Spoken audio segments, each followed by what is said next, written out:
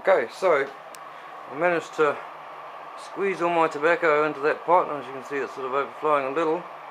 And try and compress that down a little bit more as it dries out, because we need to get it right in that pot. But at this stage we've managed to get it in there, and she's on fan force. Now all temperatures that I've been referring to are in Celsius obviously, but we don't want it too hot because we don't want to burn the tobacco. We certainly don't want a fire or smoking at our house, so at a low temperature, like I say, between 50 to 70 degrees, and we'll probably leave it in there for about half an hour to an hour, depending on how the drying process goes. And we'll just keep checking that regularly, about every 10 minutes or so, just to make sure that we've got no problems and everything's going well. Like I say, remember, we're at temperature now. The lights come off, so fan force, if you've got fan force of course. Otherwise just do it on standard bake, and about 70 degrees there. Also, my tobacco's in the oven drying from the previous harvest.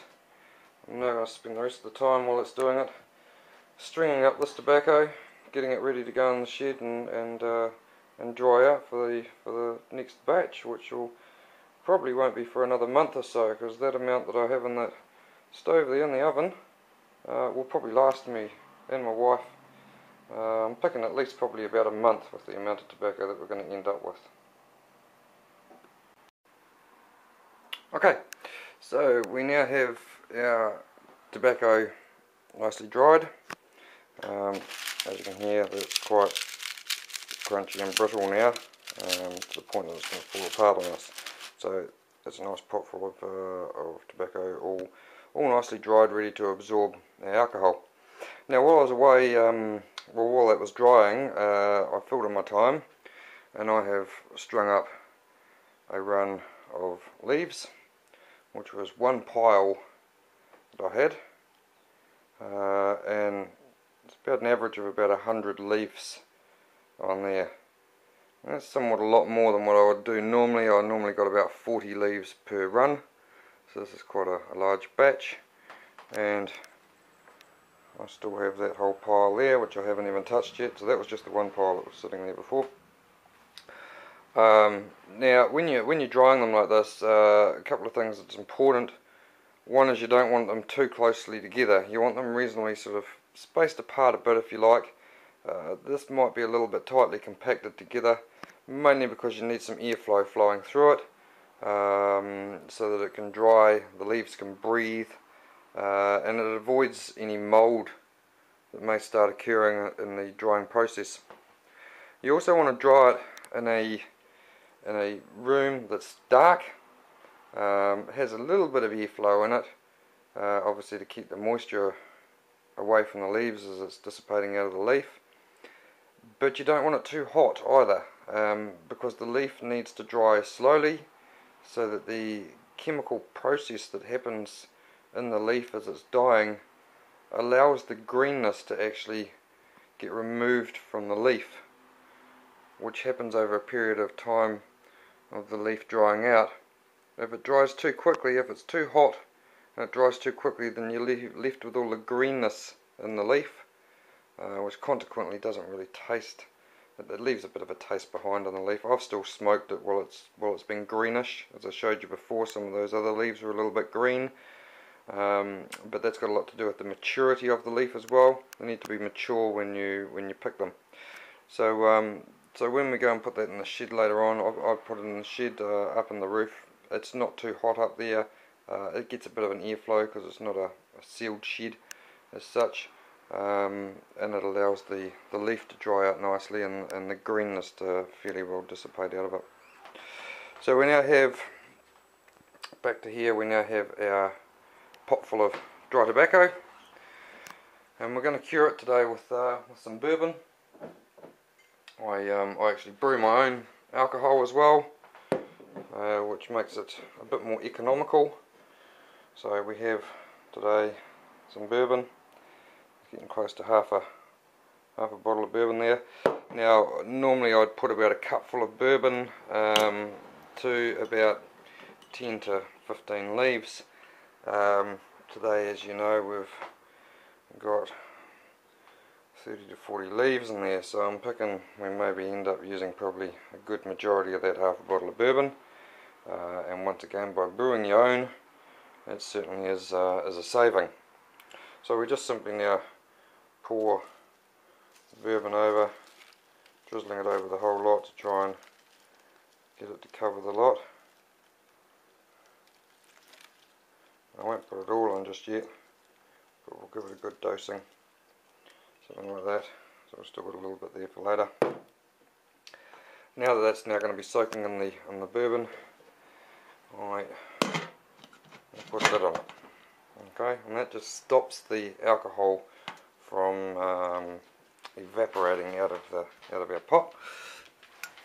And we come back over here, and once again we'll put it back into the oven at the same temperature that we had before, with the lid on, and we simply leave that in there to sweat, and it sweats in there, and that really dry leaf just absorbs all of that alcohol into the leaf. And I'll show you shortly how we've gone from very brittle to a leaf that has absorbed a nice quantity of alcohol. Okay, so we have now got our tobacco has been in the oven for probably about half an hour, 3/4 of an hour. I have added some alcohol to it, mainly because it had absorbed all the rest of it. So it's now basically ready to go into a small press that I have built. So down here we have hot, and here we have the tobacco. You can see it's sort of shrunken a little bit, but it's all quite soft now. You can see I can squeeze that. It's not crunchy at all. It's absorbed all that alcohol into it. Be careful not to breathe it, because the alcohol is quite strong when it's hot like that. But you can see that it's all quite soft and usable now. So I'm now going to put it into this press here that I've made, a wooden press. So it looks something out of a horror movie, but it's wooden blocks. Some big spaces in there for when I do smaller brews, and basically it all just goes into this press, and we have some G clamps in here to clamp it all down to press it. So I'll just go ahead and I'll fill that press up now with the tobacco, and then we'll press it on out and form it into a nice solid block of flavoured tobacco.